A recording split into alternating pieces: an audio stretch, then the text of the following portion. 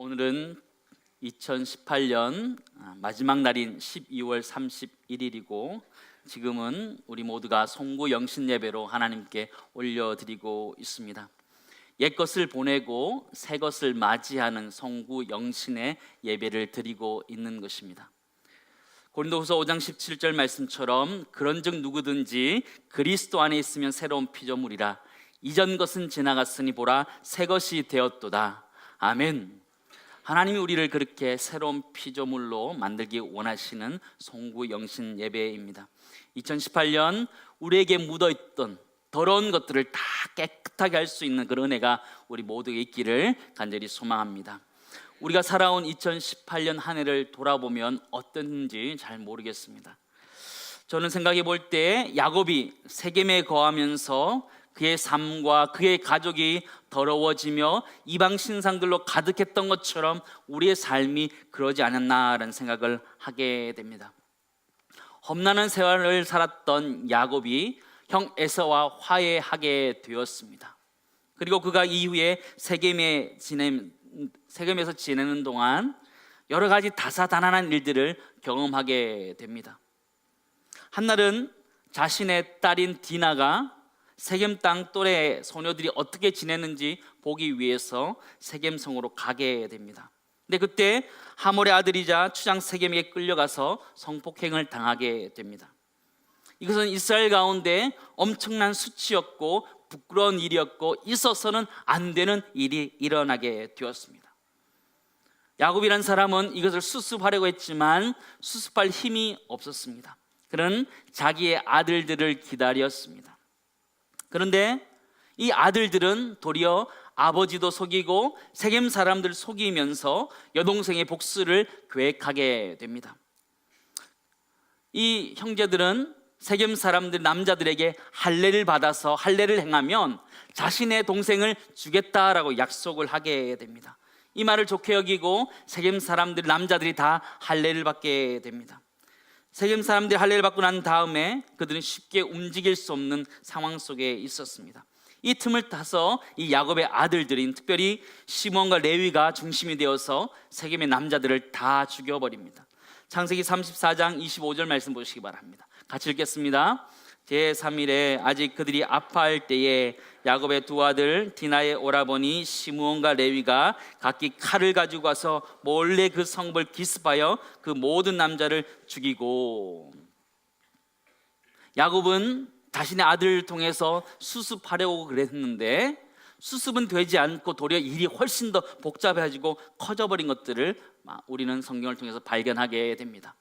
딸이 성폭행을 당한 것만 해도 너무나 가슴이 아프고 무거운 일이고 또 있어서는 안 될 일이었는데 그 일을 빙자해서 세겜의 남자들을 다 죽임으로 인하여서 자신들이 약탈하는 사람이라는 오해를 받기 딱 좋은 상황이 되어버린 것이었습니다. 도리어 이 야곱의 가족들이 지금 죽을 위기에 처해 있게 된 것입니다. 34장 30절 말씀 보시기 바랍니다. 야곱이 시므온과 레위에게 이르되 너희가 내게 화를 끼쳐 나로 하여금 이 땅의 주민 곧 가나안 족속과 브리스 족속과에게 악취를 내게 하였도다. 나는 수가 적은즉 그들이 모여 나를 치고 나를 죽이리니 그러면 나와 내 집이 멸망하리라. 이렇게 야곱이 고백하게 됩니다. 야곱은 수없는 고민 속에 이 얘기를 하고 있습니다. 이 말씀 자세히 보시면 나라는 표현이 참 많이 나와 있습니다. 야곱이 자신에게 너희가 내게 화를 끼쳤다, 나는 수가 적다, 나를 치고 나를 죽이리니 나와 내 집이 멸망하리라 이러면서 자신이 이제 죽음을 수밖에 없다고 그는 고백하고 있습니다. 졸지에 야곱은 도망자의 신세가 되었고 죽을 수밖에 없는 그런 존재가 되었습니다. 주변 사람들이 자신들을 오해해서 그 사람들을 죽이려고 쫓아오기 때문이었습니다. 우리의 삶에 차이는 있지만 우리의 삶도 이렇게 야곱과 같이 다사다난한 삶을 살아가고 있는 것입니다. 때로는 수습 불가한 모습이 우리의 모습과 참 비슷하다라는 생각을 하게 됩니다. 도망자 신세에서 야곱은 어떻게 할 방법을 찾는 것이 없었습니다. 어떻게 할 수가 없었습니다. 우리 인생도 그런 인생들을 지금 2018년을 살아왔습니다. 마커스의 찬양 중에 예수 늘 함께 하시네라는 찬양 가사가 있습니다. 가상의 첫 구절은 이렇게 시작합니다. 고단한 인생길 힘겨운 오늘도, 이렇게 시작합니다. 지나간 아픔도 마주할 세상도. 가사 참 가슴에 와닿는 구절이 있는데요, 이 또한 지나가리라. 얼마나 힘들고 어려운 우리 인생인지를 잘 표현해 주고 있습니다. 야곱도 그런 험난한 세월들을 살았고 어려운 상황들에서 수습할 수 없는 상황을 맞이하게 됩니다. 어떻게 야곱이 이것들을 수습해 가고 있을까요? 어떻게 수습하는지를 함께 살펴보기를 원합니다. 첫 번째는요, 그는 하나님의 처방전을 받아들고 있습니다. 요즘 감기도 많이 걸리고 독감도 유행하고요. 얼마 전에 보니까 약 처방을 잘 했는데 부작용으로 인하여서 또 어려움이 있는 사건들도 보게 되었습니다. 잦은 두통과 또 소화불량으로 우리도 약을 참 많이 먹게 되지요. 혈압약, 당뇨약들도 먹게 되고요. 근데 누가 진단합니까? 자기가 진단한 거예요. 아, 내가 여기가 아프니까 이 약을 먹어야겠다, 진단한 거죠. 의사와 상의 없이 먹게 됩니다. 내 몸은 내가 제일 잘 안다 생각하면서 약을 자기가 알아서 골라서 먹습니다. 한국에 그래서 약을 보면요, 오용하는 경우도 많고 남용하는 경우도 많고 과용하는 경우도 참 많이 있다는 것을 우리는 잘 알게 됩니다. 때로는 그것 때문에 도리어 병을 키우기도 하는 것이 우리의 현실의 모습입니다. 진료는 누구에게 해야 돼요? 의사에게 해야 되고요. 약은 약사에게 해야 되지요. 근데 우리 인생을 진단할 때 우리 마음대로 이렇게 처방할 때가 참 많이 있다는 생각을 하게 됩니다. 우리 인생 가운데 닥쳐온 어려움들을 자신의 지혜로 풀 수 있다고 진단하고 처방합니다. 때로는 자신의 인맥을 통해서 풀 수 있다고 진단합니다. 또는 걱정과 근심들을 술로 풀어버린다, 여러 가지 운동으로 풀어버린다 생각하고 그렇게 진단하고 처방합니다. 그러나 근원적으로 해결을 하지 못함을 발견하게 됩니다. 왜인가요? 내 인생의 처방을 누가 했기 때문에? 나 자신이 했기 때문에 그런 거죠. 쉬운 말로 인생의 돌팔이가 했기 때문에 그런 거예요. 내가 내 인생을 얼마나 알아요? 우리 인생을 얼마나 알아요? 우리가 얼마나 살지 아세요? 언제 아플지 아세요? 언제 죽을지, 언제까지 살지 아무것도 모르는 거죠. 근데 우리는 우리 인생을 진단하면서 처방하는 거예요. 이렇게 살아야 돼 말하고 있는 것이죠. 우리 인생은 하나님이 더 잘 아시는 줄 믿습니다. 시편 139편 1절에 3절 말씀 보시기 바랍니다. 우리 같이 한번 읽겠습니다. 여호와여, 주께서 나를 살펴보셨으므로 나를 아시나이다. 주께서 내가 앉고 일어섬을 아시고 멀리서도 나의 생각을 밝히 아시오며 나의 모든 길과 내가 눕는 것을 살펴보셨으므로 나의 모든 행위를 익히 아시오니. 우리 인생을 하나님이 더 잘 아신다고 말하는 것이죠. 그러면 우리 인생의 처방전을 누가 써야 될까요? 하나님이 쓰셔야 되는 거죠. 그 문제를 가지고 하나님께 나아가야 되는 거죠. 마태복음 11장 28절 보시면 수고하고 무거운 짐진 자들은 다 내게로 오라 말씀하시는 거예요. 내가 너희를 쉬게 하리라 말씀하시는 거예요. 우리 인생의 무거운 짐들을 가지고 내가 해결해 가는 것이 아니라 하나님께서 해결해 주시겠다고 말씀하시는 것이죠. 그런 은혜가 우리 모두에 있기를 간절히 소망합니다. 오늘 본문을 보시면 정말 다행인 것은요, 도망자의 삶, 진퇴양난의 이런 상황 속에서 하나님이 처방전을 내리신다라는 것이에요. 35장 1절 말씀 다시 한번 보시기 바랍니다. 하나님이 야곱에게 이르시되 일어나 베델로 올라가서 거기 거주하며 내가 내 형 에서의 낯을 피하여 도망하던 때에 내게 나타났던 하나님께 거기서 제단을 쌓아라 하신지라 말씀하시는 거예요. 아멘. 하나님이 처방전을 내려주시는 거예요. 노답 인생 같고 답답하고 수습 불가한 이 야곱에게 나타나셔서 처방전을 내려주시는 거예요. 어떻게 처방전을 내려주셔서? 일어나 베델로 올라가라, 거기서 제단을 쌓으라고 하나님께서 처방전을 내려주시는 것이죠. 다사다난했던 야곱의 삶 가운데 이 처방을 주신 것처럼 우리에게도 똑같은 처방을 지금 주신 줄 믿습니다. 하나님 우리들에게 일어나 베델로 올라가라 라고 우리에게 말씀해 주는 줄 믿습니다. 오늘 성구 영신 예배를 드리면서 우리의 인생의 처방전을 받아들어서 우리 모두가 일어나서 베델로 올라갈 수 있는 내가 우리 모두 있기를 간절히 소망합니다. 두 번째, 어렵고 힘든 상황 속에서 우리가 수습할 수 있는 방법 두 번째는 이방 신상을 묻어야 된다라는 것입니다. 야곱은 자신의 고향을 떠나서 살아가면서 이 땅에 살면서 또 이방 땅 가운데 거하면서 수많은 이방 신들을 가지게 되었습니다. 자신이 그렇게 사랑했던 아내 라헬도 자기 아버지의 드라빔을 훔쳐 나오게 됩니다. 속였던 야곱만큼 그의 아내 라헬도 아버지를 속이게 됩니다. 드라빔이란 것은요, 가정의 수호신이나 점치는 일에 사용된 우상입니다. 사람이나 짐승의 모양으로 되어져 있고요, 크기는 아주 다양합니다. 이 메소포타미아 지역에서는 이 드라빔이 집안의 다산과 풍요를 가져준다라고 생각했습니다. 그래서 아버지의 드라빔을 소유한 자가 재산을 상속받는 풍습이 있다라고 그렇게 이야기합니다. 그런 의미에서 본다면 이 야곱의 아내였던 라헬은 세상의 풍습을 쫓아서 그 드라빔이라는 우상을 자기가 가지고 있었음을 우리는 성경을 통해서 발견하게 됩니다. 야곱만큼 욕심이 있었던 라헬의 모습을 우리는 성경을 통해서 발견하게 됩니다. 그런 세상의 모습들, 욕망의 모습들이 야곱의 가정에 있었고요, 또한 야곱은 또한 이방 문화에 젖어 있었고 가족들도 다 이방 문화에 젖어 있었습니다.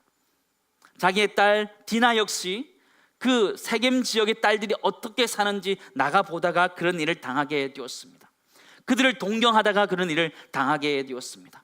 하와가 선악과를 보면서 먹음직스럽고 보암직도 하고 지혜롭게 할 만큼 탐스럽다는 그 표현처럼 세겜 땅에 갔을 때 디나는 그것을 보고 탐스러워했습니다.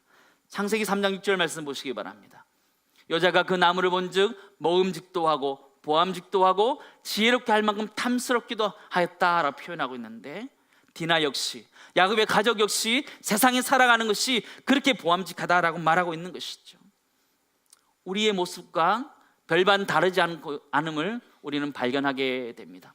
세상 살아가면서 세상 사람들이 사는 것이 좋아 보이고 탐스러워 보이고 지혜롭게 할 만하고 먹음직하고 보암직한 것이 우리의 마음의 모습이 아닌가, 그런 생각을 하게 됩니다.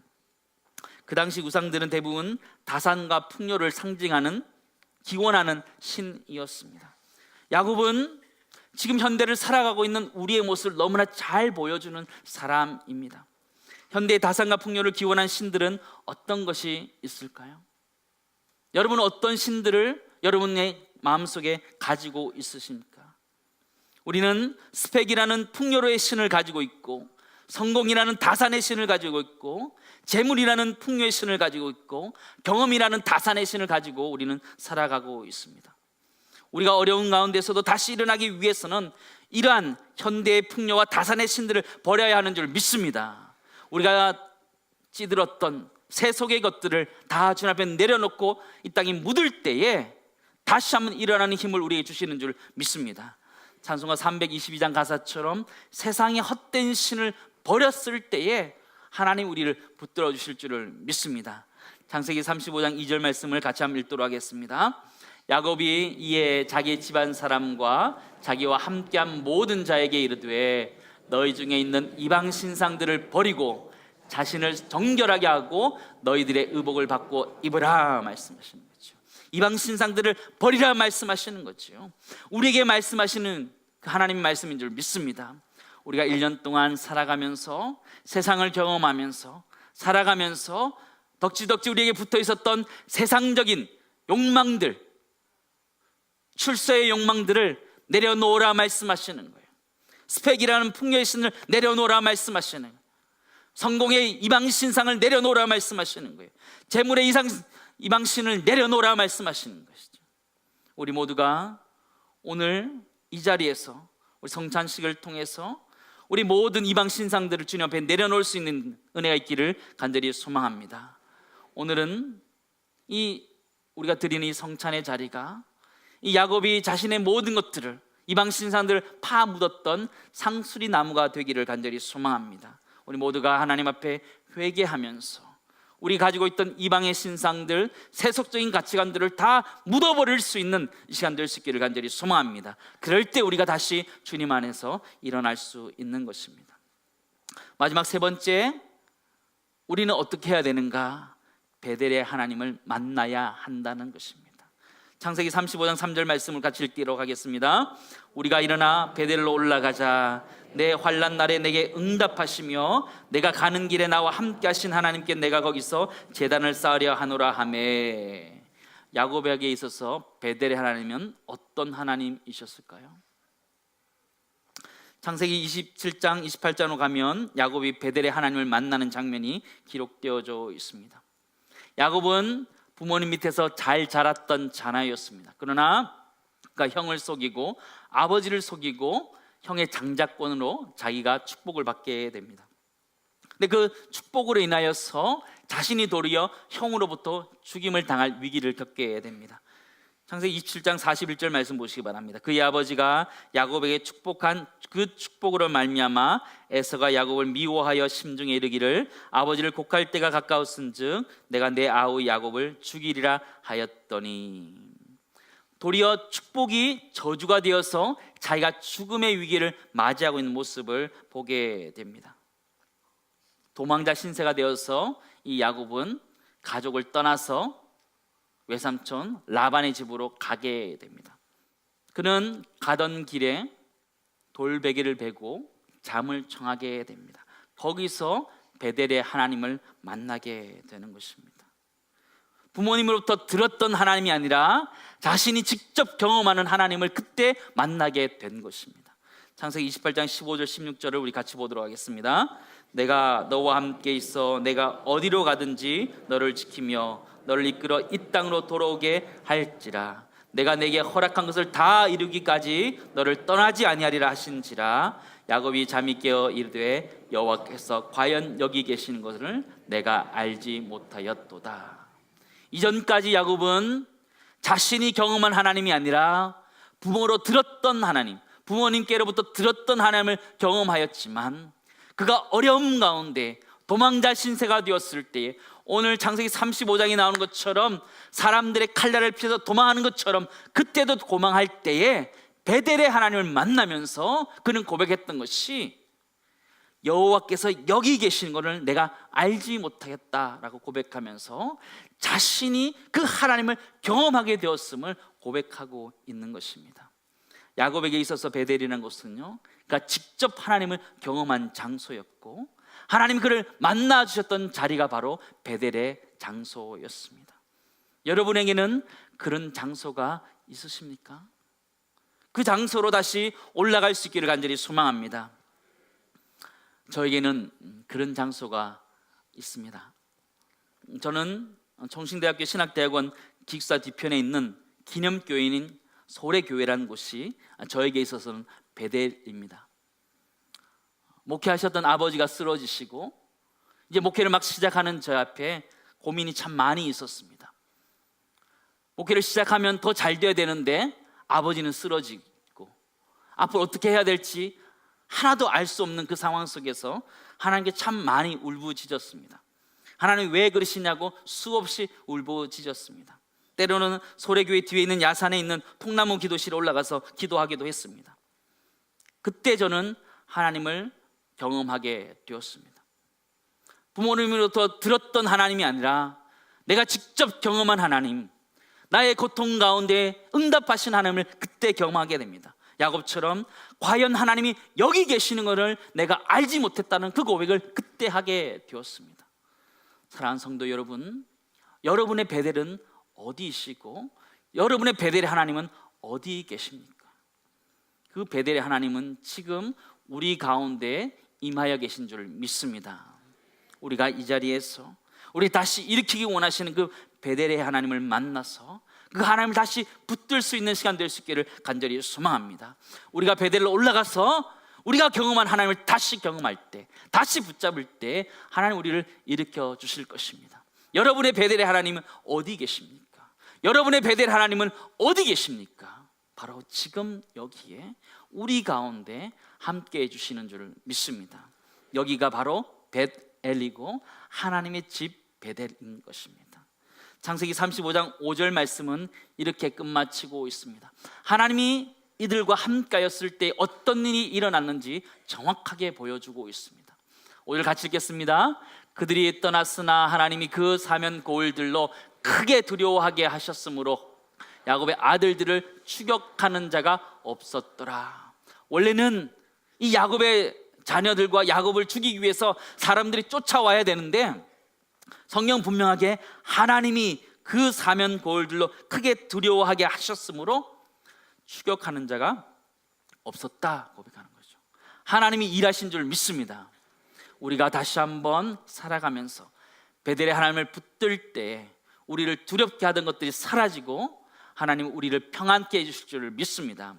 2018년을 마무리하면서 우리 모두가 하나님 안에서 우리 안에 있는 덕지덕지 붙어 있었던 이방의 신상들을 다 버리고 베델의 하나님을 붙잡고 살아갈 수 있는 우리 모두가 될 수 있기를 주의 이름으로 축원합니다. 그래서 2019년에는 이 5절에 있는 말씀처럼 우리가 나아갈 때에 하나님 우리 주변의 사람들을 두렵게 하여서 도리어 하나님 안에서 신실하게 두려움 없이 담대함을 가지고 살아갈 수 있는 우리 모두가 될 수 있기를 주의 이름으로 축원합니다. 우리 함께 기도드리겠습니다.